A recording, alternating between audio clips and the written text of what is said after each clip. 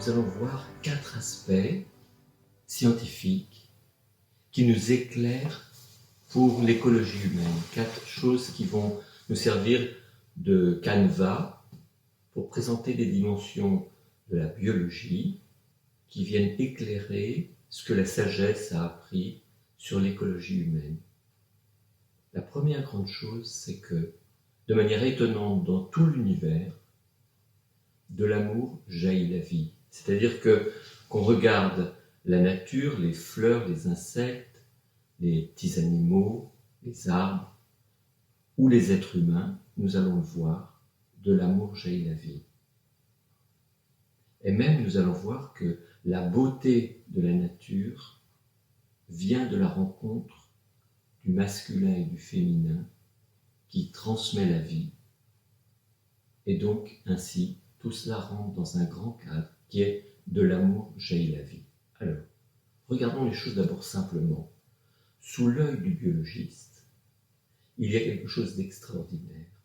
C'est lorsque, dans une goutte d'eau, quelques algues de différentes espèces, avec des semences masculines et féminines, nagent comme si dans une sorte de pagaille, et subitement, les semences masculines changent de direction et vont à la rencontre des semences féminines de leur espèce. Et ainsi, l'une d'entre elles, l'une des semences masculines de chaque espèce, va entrer dans la semence féminine et alors jaillit une nouvelle plante. Ainsi donc, la plante masculine, celle qui se déplace, est venue à la rencontre de la plante de la semence féminine, celle qui attendait, et ensemble maintenant, ils donnent la vie. C'est-à-dire du masculin et du féminin jaillit la vie. Mais on remarque bien que la semence masculine a été attirée par la semence féminine. Et autre chose assez merveilleuse, c'est que parfois, pour certaines espèces, on remarque qu'à l'approche de la semence masculine, la semence féminine se déforme dans sa direction, comme pour lui dire « oui, oui, oui, c'est bien moi ». Deuxième temps extraordinaire.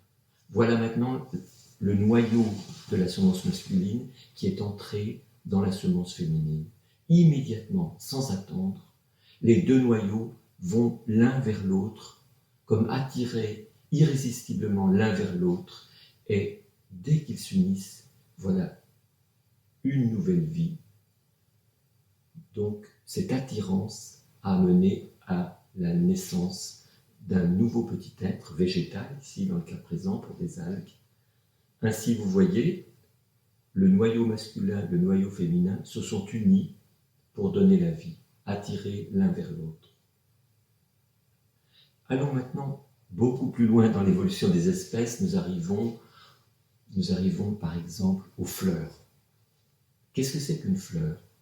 Une fleur, c'est le lieu où des semences féminines attendent et où soit le vent, soit des insectes vont apporter la semence masculine. La fleur est le lieu qui est créé par la nature pour que semences masculines et semences féminines viennent à la rencontre l'un de l'autre. Et toute la beauté de la fleur, ses couleurs, ses formes, viennent de quoi ? Eh bien du fait que l'insecte a le goût pour les belles fleurs. Et c'est ainsi qu'au cours de l'évolution des espèces, plus la fleur est belle, plus il a de chances de transmettre son génome et donc d'avoir de descendance. C'est pour cela qu'on peut avoir cette magnificence. Par exemple, il est tellement étonnant de voir des arbres avec, par exemple, 5000 fleurs. Mais 10 suffirait pour que cet arbre transmette la vie. Non, il y a magnificence. Tout est orienté vers la transmission de la vie. Passons maintenant aux petits animaux, aux animaux. Eh bien, regardez par exemple les oiseaux. Regardez le plumage de l'oiseau, les couleurs de la tête du perroquet, la beauté des plumes des oiseaux du paradis, la danse des oiseaux du paradis. Tout cela pour être le plus beau possible, pour attirer les femelles, pour qu'elles acceptent que ce soit avec elles qu'ils transmettront leur génome. Ainsi, vous voyez, l'attrait pour la beauté est au cœur même de la transmission de la vie. Mais il y a une autre dimension qui attire, c'est la vulnérabilité. C'est-à-dire que dans toute la création, il y a non seulement la beauté, mais aussi la vulnérabilité qui est donnée par la nature pour nous attirer l'un vers l'autre. C'est-à-dire que donc, lorsque on arrivera à l'être humain, il s'agit de l'amour. L'amour est une composante, et c'est une attirance, mais c'est une attirance qui est une attirance vers la beauté de l'être, la beauté de la personne, mais aussi le fait qu'elle est une invitation à prendre soin. Dans l'amour, il y a tout à la fois émerveillement et désir de prendre soin, empathie. Vous voyez donc, l'amour, le désir de prendre soin, l'émerveillement, sont là, donnés par la nature, pour que nous fassions un et que nous transmettions de la vie.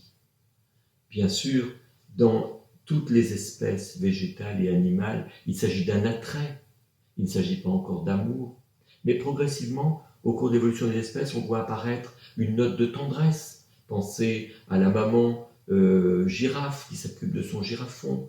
Pensez donc au fait que deux petits animaux vont rester longtemps ensemble, tout l'été pour des oiseaux, si le petit a besoin d'un été pour survivre, mais toute la vie pour certains petits mammifères, par exemple les campagnols, des campagnols des collines aux États-Unis, qui sont fidèles toute la vie, et même le campagnol va aider sa femelle pour la mise bas, va s'occuper des petits.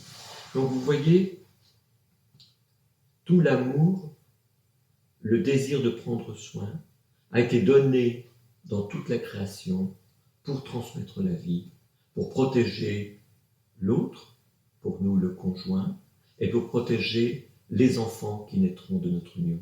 On le voit donc dans toute la création biologiquement.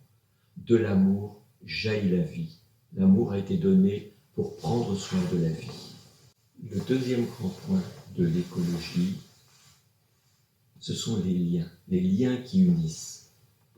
L'écologie humaine, les liens qui nous unissent, nous les êtres humains.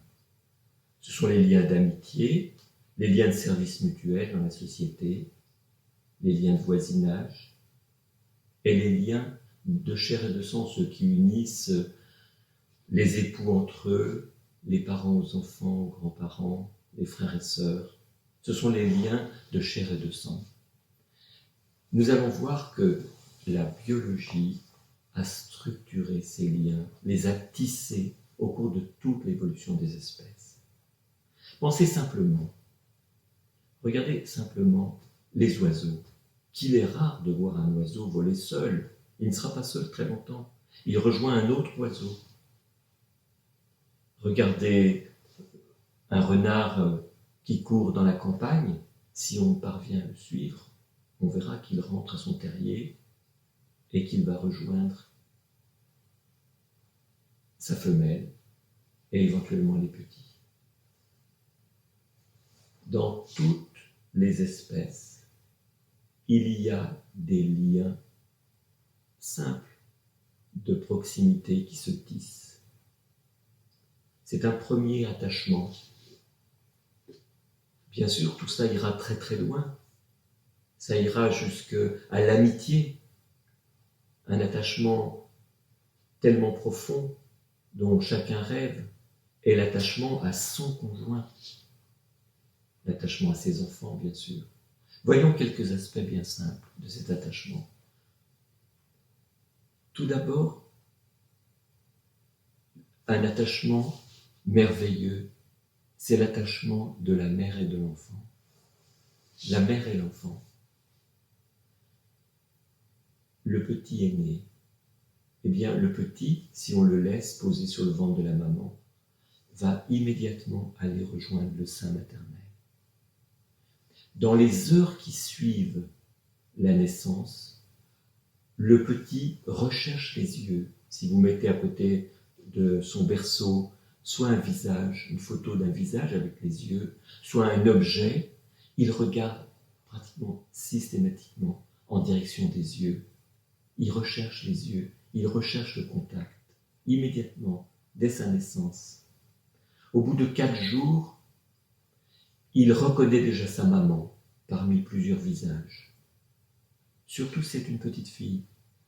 Les petites filles sont plus directement attentives aux yeux, plus directement attentives au visage de leur maman, attentives à sa voix, à la recherche de contact, de relation.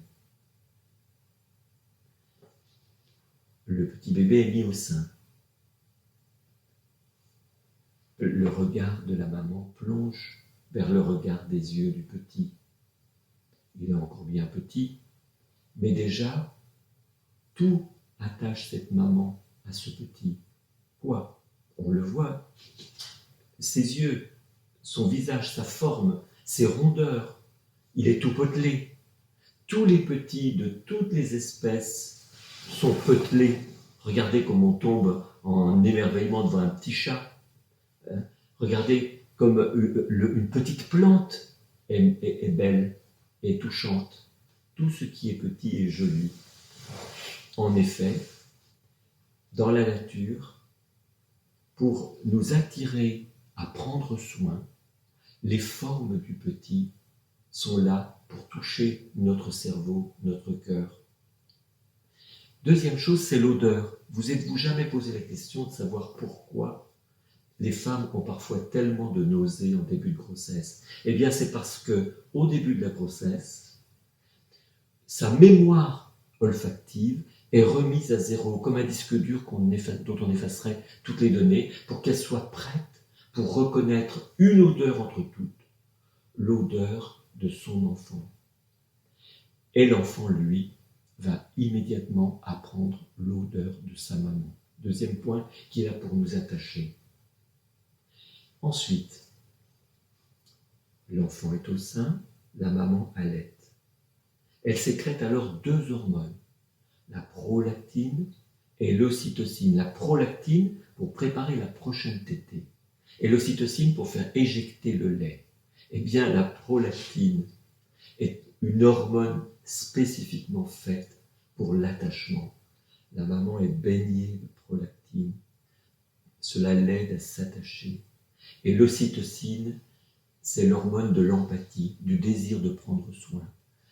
Au même moment où le lait gicle, la maman est inondée d'ocytocine qui l'aide à prendre soin. Vous savez, on a remarqué qu'une maman qui, pendant les 6 premiers mois de la naissance du bébé, peut avoir un grand choc, des agressions par du bruit ou des événements. Elle est comme toute calme. Comment le comprendre ? Eh bien, la prolactine l'apaise de manière à ce qu'elle puisse être capable de faire tout ce qu'une maman fait, tellement merveilleux, prendre soin de ce petit, le changer, le nourrir, être réveillé par lui, etc. Tout ça est hormonalement préparé par la prolactine qui l'aide sur le plan de son cerveau à être paisible malgré toutes ses fatigues. Et le père dans tout ça, le père a été préparé à s'attacher à l'enfant. Ses hormones se changent déjà, comme celles de la mère d'ailleurs, avant même la naissance. Les hormones du père changent progressivement avant même la naissance. À partir de la naissance, lui aussi aura des ballons d'ocytocine et lorsqu'il voit son petit, lorsqu'il voit la beauté de sa femme allaitant son petit, il a lui aussi un changement de ses hormones, ocytocine, dopamine, voire même de la prolactine, et une modification de sa testostérone, de manière à ce que tout soit fait pour l'aider à prendre soin de son bébé et de sa femme. Vous voyez donc l'attachement est quelque chose pour lequel nous sommes aidés. Allons plus loin. Pensons à l'union intime. L'union intime, donc, qui permet d'une part la transmission de la vie, mais qui d'autre part est construite pour nous aider à être fidèles. En effet, lors de l'union intime, tous deux, hommes et femmes, nous sommes comme baignés d'un climat hormonal favorable, centré sur l'ocytocine, mais aussi sur d'autres hormones du bouquet dont je vous parlais, ocytocine, dopamine, prolactine.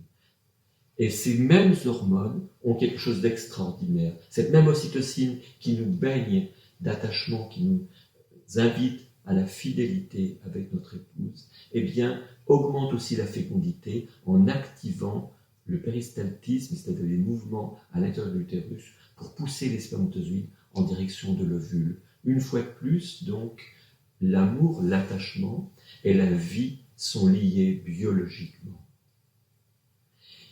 Il est étonnant de voir comme malheureusement, parfois, nous sommes peu fidèles, nous les êtres humains, et pourtant nous sommes organisés pour être fidèles. Oui, mais nous sommes en plus libres. Libres de faire mieux ou libres malheureusement de faire moins bien, et donc de manquer de fidélité. C'est ce qui arrive par exemple lorsque les jeunes ont comme cela, à un âge maladroit, des unions intimes avec des personnes différentes avec lesquelles ils ne sont pas mariés. Ils gâchent quelque part ce potentiel qui est fait pour les aider dans la fidélité. Mais aussi, cette même liberté permet le mieux. On connaît la fidélité extraordinaire qui fait que une vieille dame, par exemple, va avoir accompagné son mari pendant 8 ans, malade, régulièrement, va être d'une fidélité que aucun animal ne pourrait garantir. L'être humain est capable de perfection dans la fidélité. Tout cela a donc un support biologique, mais le support biologique ne suffit pas. Il faut en plus dire « je veux ». Et les biologistes reconnaissent avec émerveillement et étonnement qu'il y a dans le cerveau une liberté, une part de free will, comme on dit dans les revues, c'est-à-dire de possibilité de vouloir librement et de décider. Nous avons la capacité donc que cet attachement biologique, que cet attachement, cette fidélité, soit pas simplement automatique, bien loin de là, mais soit le fruit d'une décision grâce à notre liberté. Un temps tellement important dans la vie, l'adolescence. Ceux qui ont eu des adolescents à la maison s'en souviennent. C'est un moment très particulier. Et si on repense un instant à notre propre adolescence, comme disait quelqu'un de notre famille, c'est l'âge bête. En fait, les neurosciences ont découvert que l'adolescence, ce n'est pas l'âge bête. L'adolescence, en fait, est une nouvelle chance qui est donnée à la personne. Et il est tellement important de le découvrir, je suis content de vous en parler. En effet, il s'agit d'un équivalent d'une mue du cerveau. Tout est à nouveau possible à l'adolescence. C'est la sortie de l'enfance, c'est beaucoup plus que cela, nous allons le voir. Jusqu'à 8-9 ans, lorsque vous emmenez votre petit à l'école, il est tout content, bisous papa, bisous maman, à bientôt, mais oui mon chéri, etc. Tout va bien. Et puis subitement, un matin, alors que vous voulez l'embrasser, il vous dit oui, ça va, ça va, ça va. Et puis, 3 semaines plus tard, il vous dit, tu sais, tu peux m'attendre au bout de la rue, il n'y a pas besoin de venir me prendre devant l'école. Subitement, qu'est-ce qui se passe dans la tête de mon petit? Eh bien, tout simplement, il est entré dans l'adolescence. De quoi s'agit-il? Au niveau de son cerveau, il lui est donné le début d'un renouvellement possible de sa dynamique intérieure. En effet, un grand nombre de neurones sont là disponibles, mais non encore spécialisés. Alors jusque-là, il s'intéressait à tout, il s'intéressait au sport, il s'intéressait à la musique. Le mercredi, il avait tout ça, d'heure en heure, il passait d'une activité à l'autre. Subitement, le voilà dans un temps où il va apprendre à se spécialiser. Il quitte toutes ses activités et le voilà passionné par la guitare. Qu'arrive-t-il à ce petit? Il ne s'intéresse plus à tout ça. Qu'est-ce qui lui arrive? Non, pas d'inquiétude. Ce temps est en effet donné pour que nous ayons la capacité de choisir, de décider, d'être discriminants. Au niveau du cerveau, donc toutes ces racines qui allaient partout n'étaient pas spécialisées. Donc quand on pense à quelque chose, les informations vont un peu partout dans l'enfance. Là, il s'agit maintenant de spécialiser des circuits nerveux pour qu'ils soient beaucoup plus efficaces et beaucoup plus rapides. Comment faire? Eh bien, On coupe dans le cerveau, dans notre cerveau, entre 14 ans et 25 ans, nous coupons toutes les extensions de nos neurones qui ne sont pas utiles. Et puis, nous accélérons, nous multiplions par 50 la vitesse des informations le long de ces neurones par la myélinisation, c'est-à-dire par des gaines que l'on met autour de nos neurones, de manière à ce qu'on soit capable de prendre en compte plusieurs choses quand on réfléchit. Donc vous voyez, spécialisation et accélération des relations dans notre tête. C'est pour ça que dans une même journée, votre enfant peut être absolument odieux le matin et adorable le soir, parce que bien sûr, les connexions sont un peu instables. Tout ça est en train de se mettre en place, et le matin, eh bien, ma foi, cette connexion est encore très active, et le soir, au contraire, elle a pris sa modération, et on a pris en compte tout à la fois les faits et les émotions. Donc, un temps où le cerveau a, pendant quelques années, la possibilité de s'organiser en vue de passer maintenant à l'âge adulte. De quoi s'agit-il? Il s'agit de passer de ma famille, mes frères, ma sœur, mon papa, ma maman, à la société. Être capable maintenant d'entrer dans le monde. En effet, dans l'évolution des espèces, c'est une question de survie. Même chez la petite souris, vous avez une adolescence. C'est ce temps où la petite souris va quitter papa-maman pour être capable d'établir des liens autour de lui avec les autres petites souris. En effet, pour sa survie, il est nécessaire d'établir des liens avec la société. Papa-maman ne seront pas toujours là, les frères et sœurs non plus. Donc, la biologie nous donne ce qu'il faut pour que nous soyons capables d'aller vers la société. Voilà pourquoi le petit n'a pas tellement besoin de bisous le matin peut-être, même s'il en crève d'envie, mais il le refuse, car maintenant, ce qui compte, c'est d'avoir des amis, des copains. Et le voilà passionné par les bandes de copains, et le voilà passionné subitement par vous demander des vêtements de marque. Pourquoi ? Pourquoi est-ce que subitement, s'il n'y a pas telle marque sur son pantalon ou sur ses baskets, c'est catastrophique? Eh bien parce qu'il est biologiquement en danger s'il n'est pas comme les autres dans la société. Son corps l'appelle à établir des liens et être accueilli dans la société. D'où cette angoisse d'avoir lui aussi ces marques qu'il fait partie du groupe. Et donc, c'est le passage, donc, vous le voyez, de plusieurs manières, de la famille à la société. Troisième chose absolument essentielle, c'est ce goût pour la nouveauté. Ce goût pour la nouveauté. Des toccades. Ah, le voilà maintenant qui veut faire du saut à l'élastique, subitement. Ou alors, le voilà maintenant intéressé à le langage des Aztèques. Hein, ou la défense des igloos. Ah oui, en effet, biologiquement, il a été donné aux êtres humains d'avoir une attirance pour la nouveauté. En effet, le monde où va vivre cet enfant, c'est un monde nouveau, différent.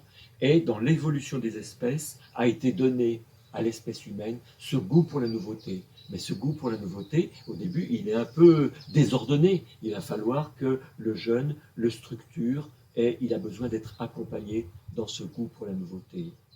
Et la quatrième grande dimension, c'est la créativité.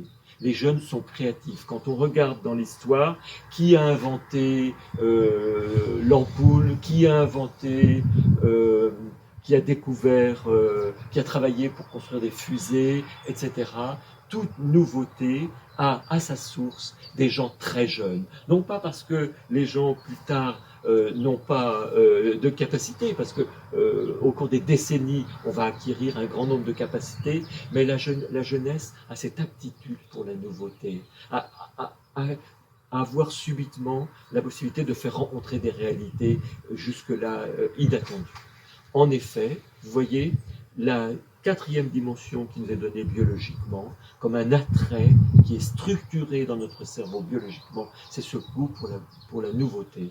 Ainsi donc, l'adolescence, ce n'est pas un temps où on n'est pas bien dans son corps, etc., parce qu'en fait, on n'est pas encore adulte, et bien on est déjà sorti de l'enfance, on a les hormones qui nous bousculent. Non, c'est pas simplement ça. Au contraire, c'est une mue.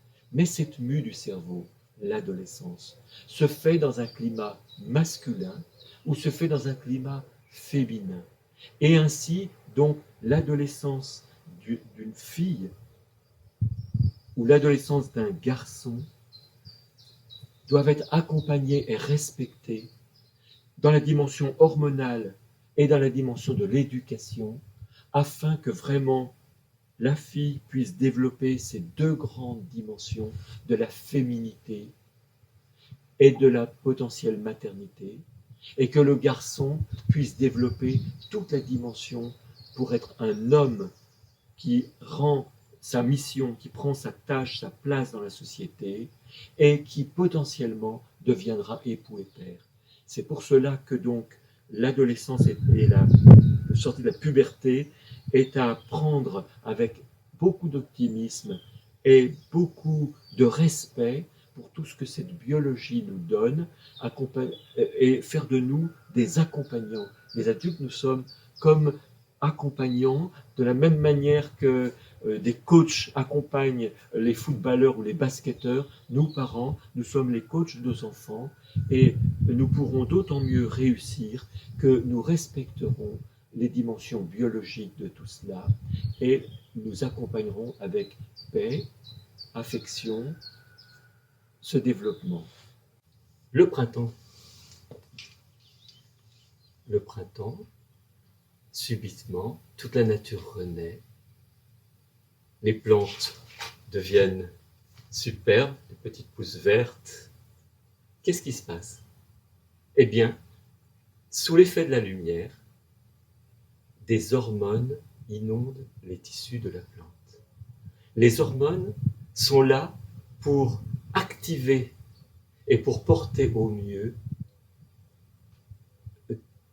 tous les organismes, végétaux ou animaux. Ainsi pour nous, les êtres humains, les hormones sont là pour activer notre vie, pour nous aider à assurer ce que nous avons assuré. Ainsi, par exemple, la testostérone. La testostérone de l'homme est quelque chose d'absolument merveilleux.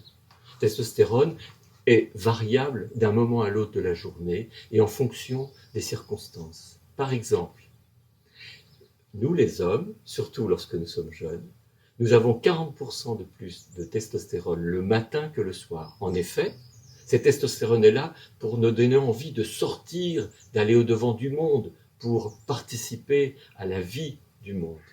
Le soir, nous avons 40% de testostérone de moins que le matin. Nous sommes plus enclins à rentrer tranquillement à la maison. La testostérone nous permet de faire face à ce que nous avons à faire. Par exemple, nous rentrons dans une salle de réunion. Nous devons, par exemple, animer cette réunion. Notre testostérone s'élève. Au contraire, nous n'avons pas de responsabilité dans cette réunion. Notre testostérone reste basse. Elle s'adapte à ce que nous avons besoin de faire. La testostérone, lorsque nous sommes papa, jeune papa, le petit a moins de 6 mois, eh bien, notre testostérone est plus faible. Il n'est pas pour nous le moment d'aller au-devant de la société, de changer la société. Non, non, non, non. Il est le temps maintenant de s'occuper de notre épouse et du petit qui vient de naître. Ainsi, vous voyez, les hormones sont là pour mener au mieux ce que nous avons à vivre. Il y a des hormones tout à fait particulières et merveilleuses. Ce sont les hormones du cycle féminin. Et donc, on va s'attarder un petit peu sur ce sujet. Le cycle féminin se déroule sur quelques semaines et comporte 3 saisons. Une première saison qui commence au moment des règles, c'est l'hiver du cycle. C'est un temps de calme. Ce n'est pas un temps où les hormones sont importantes, où la femme serait poussée par sa féminité ou par sa potentielle maternité. Non, le premier temps du cycle est un temps de calme hormonal, l'hiver du cycle. Et puis vient la période dite fertile. C'est le moment où la femme va accueillir les spermatozoïdes de son mari. Eh bien, à ce moment-là, voilà que toute sa féminité est comme en fleurs grâce à ces hormones. C'est le printemps du cycle. La deuxième période du cycle, donc, c'est le printemps du cycle, et les hormones féminines, les estrogènes, sont là très hautes pour aider la femme à développer toutes ces dimensions de sa féminité. Il paraît d'ailleurs que nous, les hommes, nous le savons intuitivement et nous sommes comme attirés par les femmes qui sont en période fertile. C'est le son de leur voix qui est un petit peu différent, paraît-il, comme les mesures l'ont montré. C'est les yeux qui sont plus pétillants, la chevelure qui est plus flamboyante. Ainsi donc, la femme a un printemps du cycle. Et puis, la troisième période, après l'ovulation, n'est plus un temps pour concevoir un enfant, c'est un temps pour l'accueillir. Si le couple s'est uni en période fertile, il faut maintenant que le petit enfant soit accueilli. Et donc, la femme a une nouvelle hormone, en plus de l'hormone de la féminité, elle a l'hormone de la maternité, la progestérone pour la grossesse, qui lui donne dans son cœur et dans son cerveau plus de calme, plus de paix. Elle pense plus loin, elle voit plus loin. Subitement, votre épouse vous dit peut-être oui, c'est bien tout ça, mais il faut qu'on pense à plus tard. Comment on élèvera les enfants, pourquoi pas à la retraite. Ces hormones qui l'apaisent lui permettent aussi de voir plus loin. Elle est plus en mesure d'envisager l'avenir plus loin. Ainsi donc, dans cette troisième période, l'été du cycle, son corps, grâce à ces hormones, est comme mis en fête par les hormones de la maternité. Oui, tout ça est très bien, mais dans la vie, on va concevoir, si on conçoit des enfants, on n'en concevra jamais plus de 10.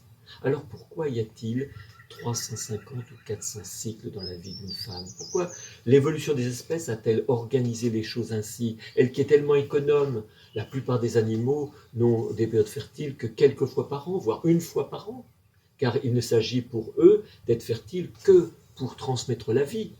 Non, non, le cycle féminin est bien maintenu tout au cours de cette période entre le sortir de l'adolescence et la ménopause. Tout un temps où la femme vit ses temps hormonaux, ces temps qui lui donnent son dynamisme. Ainsi, la femme est comme en permanence rappelée, et nous sommes rappelés à ses côtés, qu'elle est femme par un développement de toutes ces beautés de la féminité en période fertile, et aussi de la rappeler à ses yeux, mais à nous aussi, qu'elle a les dons de la maternité. Ainsi, quel que soit son état de vie, qu'elle soit célibataire, mariée, consacrée, la femme et potentiellement mère, c'est-à-dire qu'elle apporte tout à la fois la beauté et le jaillissement de la féminité, mais elle apporte aussi toutes les qualités qui sont associées à la maternité. Mais on le voit, à ce moment-là, ces hormones, comme les hormones masculines, la testostérone, ou comme toute hormone, ont besoin d'être préservées. C'est un trésor de l'humanité. Ainsi donc, soyons des écologistes de la vie, protégeons la société, protégeons chaque personne pour que jamais on n'abîme la dimension hormonale. Et pour approcher de la conclusion, revenons un petit peu à l'adolescent. Les hormones ont deux dimensions. Celle que nous avons dit, qui est la dimension d'activation, mais ils ont une deuxième dimension, qui est la dimension d'organisation. De la même manière que c'est la testostérone qui a transformé le cerveau en cerveau masculin dans le ventre de la maman pendant la grossesse. Le petit garçon, un cerveau qui se prépare à être un cerveau d'homme. Et bien de la même manière, garçons et filles, pendant la puberté, ont eu une organisation de leur cerveau qui est orientée vers la masculinité, orientée vers la féminité. Il faut absolument éviter tout apport hormonal particulier pendant la puberté et l'adolescence. En effet, c'est un temps où la jeune femme a besoin de mettre en fête dans son corps, selon comment les choses ont été organisées, ces dimensions de féminité et de maternité.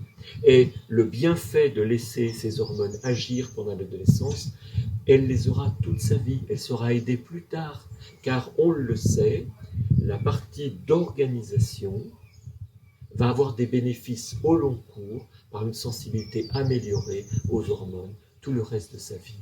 Ainsi donc, on le voit, les hormones sont un trésor, mais un trésor dont il convient de prendre soin pour une écologie humaine.